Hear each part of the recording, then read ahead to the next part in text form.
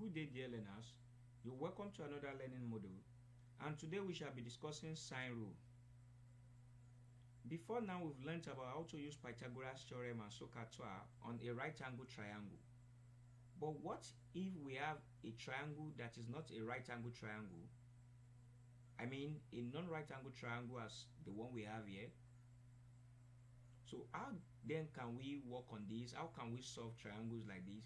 So one simple rule that we can use on this type of triangle is sine rule. So let's take a look at this. I'll try and label all this.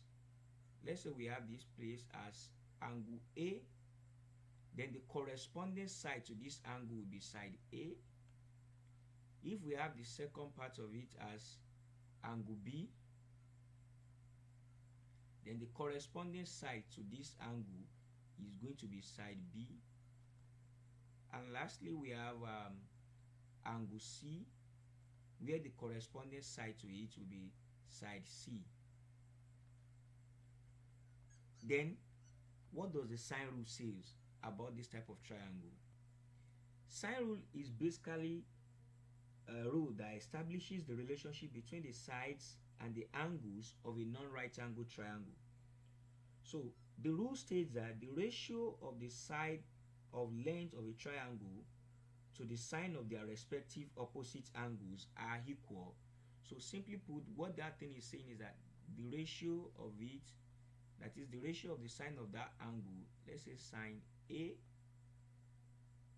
to its corresponding side, that is side A, is equals to the ratio of sine B to side B, is equals to the ratio of sine C to side C. So that is simply what sine rule is. That's what sine rule states. So how then do we use it? In sine rule, we cannot use all these three at the same time. So basically, in a simple way, let's take each of the angles as family. Family A, we have the angle A and the side A. Family B, we have the angle B and the side B. Family C, we have the angle C and the side C. So when do we use sine rule? When we have a complete family and any member of another family, we can easily use sine rule. Let's say, for example, we are given angle A and side A and any other side or angle in the triangle, we can use sine rule to look for the other part. So basically, when we are using sine rule, we then combine them 2 by 2. Maybe we use sine A all over A is equals to sine B all over B, or we use sine A all over A is equals to sine C all over C, or we can use sine B all over B is equals to sine C all over C. So those are the cases that we can use it.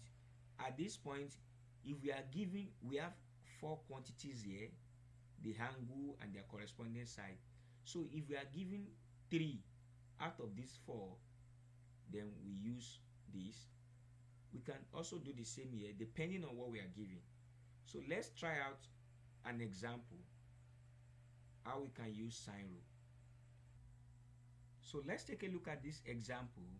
2 angles and a side of a triangle are given as angle A is equals to 47 degree, angle B is equals to 78 degree, and side C is equals to 12.6 centimeter. Find the value of side A. So if you look at this, a triangle, sum of angles in a triangle is 180, and one of the angles already have 47 degree, while the other one has 78 degree. Addition of 47 and 78 tells you that we already have more than 90 degree here as these 2 angles. So the other side, the other angle, which is angle C, cannot be equals to 90 degree. Since that holds, definitely we are not talking about a right angle triangle here. We are talking about a non-right angle triangle. So let's take time. Let's first try and draw a triangle that best explain what we are given here.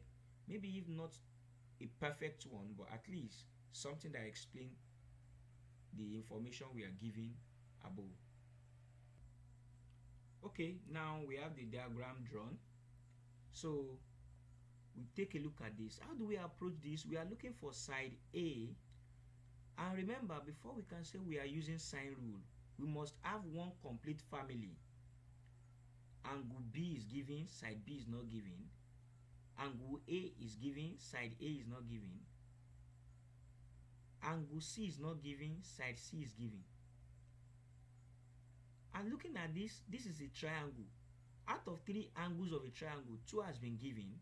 So that means we can find the third one using sum of angle in a right angle, sum of angle in a triangle, which says that angle A plus angle B plus angle C is equals to 180 degree. That's sum of angles in a triangle. So then we can substitute value of each.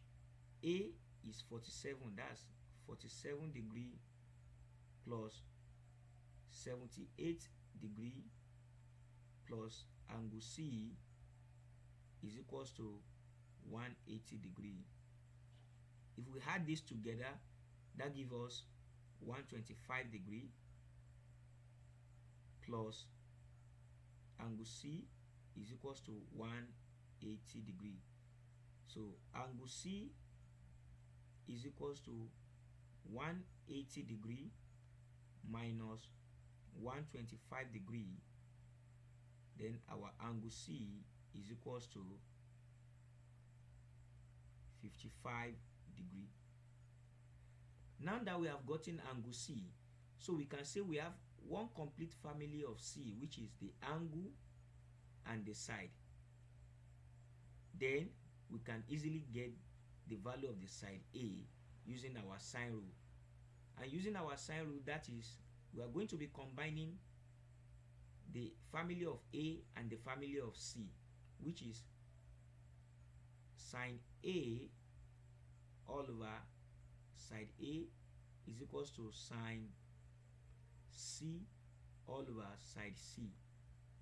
Since we are looking for side A, making A the subject of the formula here, we have A is equals to C multiplied by sine A all over sine C. Then A is equals to, let's substitute here, we have 12.6 multiplied by sine, what's our A? That's 47 degree all over what is sine C, that's sine 55 degree.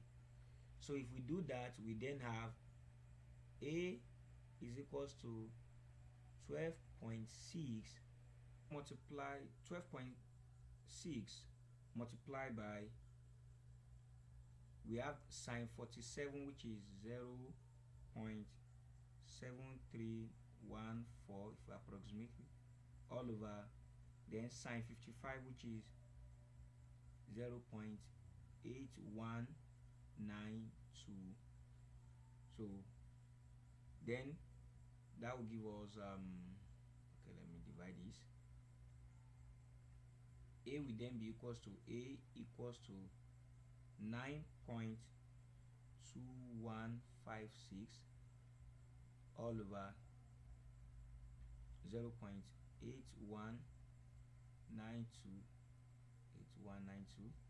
So our A will be equals to 11.25 centimeter. Okay, maybe because this one is in 1 decimal place, so So to leave this one in one decimal place as well, then A is approximately 11.3 centimeter. So you can see that now we have been able to find the value of the side A.